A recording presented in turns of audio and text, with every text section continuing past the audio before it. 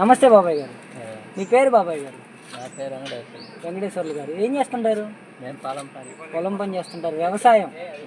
Okay. మరి ఏంటి బాబాయ్ గారు, ఇప్పుడు కొత్త గవర్నమెంట్ ఫామ్ అయింది, చంద్రబాబు నాయుడు గారు కూటమి అధికారంలోకి వచ్చింది కదా, మరి ఎలా అనిపించింది ఈ నెల కాలంలో మీకు? నెలలోనే మరి చేస్తూనే ఉంది కదా, నెలగా నెల అయింది మరి ఉండగానే చేస్తాం కదా, అంతలోనే ఎట్టయితే అని. ఓకే.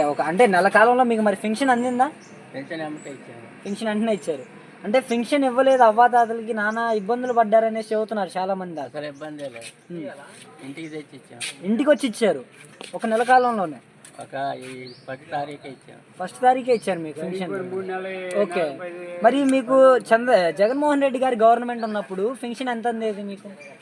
3000 చివర్లో. చివరిలో 3000 ఇచ్చాడా? అంటే 3000 ఇస్తానని చెప్పాడు కదా ఫస్టే. 250 పెంచింది 5 సంవత్సరాలు. 4 మాట 4 నెలలు 250. 5000 పెంచిండు. 3000 పెంచాడు. 3000 చేయడానికి అంతకాలం పట్టింది ఆయనకి. మరి చంద్రబాబు నాయుడు గారు ఇచ్చిన మాట ప్రకారం 4000 అన్నారు, ఇస్తున్నారు ఇప్పుడు? మొన్న ఇచ్చారు. అంటే అందరికి ఇవ్వలేదు, కేవలం వాళ్ళ పార్టీ వాళ్ళకే ఇచ్చుకున్నారనేసి చాలా మంది చెబుతున్నారు. అసలు అందరికి ఇచ్చిండు, ఎవరికి ఆపలే. పింఛన్ ఉండాలి మొత్తానికి ఇచ్చిండు. అంటే కుల మత భేదాలు చూడటం కానీ అలాంటివి ఏమైనా జరిగాయా? ఏం జరగలేదు.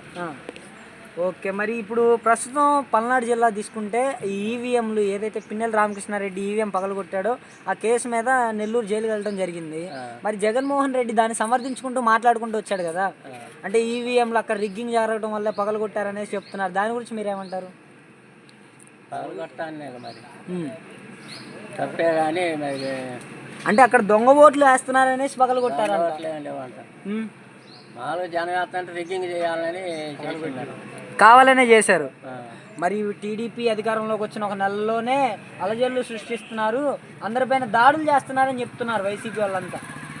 అసలు ఏం లేదు, అప్పుడే జరిగినాయి కానీ వైసీపీలో ఇప్పుడేం లేవు. ఓకే. మరి అధికారం ఎల్లకాలం ఉండొచ్చు చంద్రబాబు నాయుడు, నువ్వు అధికారంలో ఉండొచ్చు, మేము అధికారంలో ఉండొచ్చు, హెచ్చరిస్తున్నా అని చెబుతున్నాడు కదా జగన్ మొన్న నెల్లూరులో. చెబుతుందా? ఆయన చెప్పడానికి దొంగ మాటలు ఏం చెబుతుంది. వార్నింగ్ ఇస్తున్నాడు చంద్రబాబు నాయుడు గారికి. ఆయన ఏం చేయలేదు, అసలు పనికి రాకుండా పోయింది. అలాంటి మాటలు చెప్పడం వల్ల చెప్పటం తిట్టడం. మళ్ళీ ఈసారి మేము అధికారంలోకి వస్తాం, మేము వచ్చిన తర్వాత మేము కూడా మేమంటే ఏంటో చూపిస్తాం అన్నట్టుగా మాట్లాడుతున్నారు. ఇప్పుడు చూపించింది, ఇంకేం చూపిస్తాడు అంతకాడికి, ఇప్పుడు చూపించిగా. ఓకే. అప్పుడే అంతే చూపించేది. మరి ఈ 5 ఏళ్ల కాలంలో పరిపాలన ఎలా జరగబోతుంది అంటారు? బాగానే జరుగుద్ది అంటారు.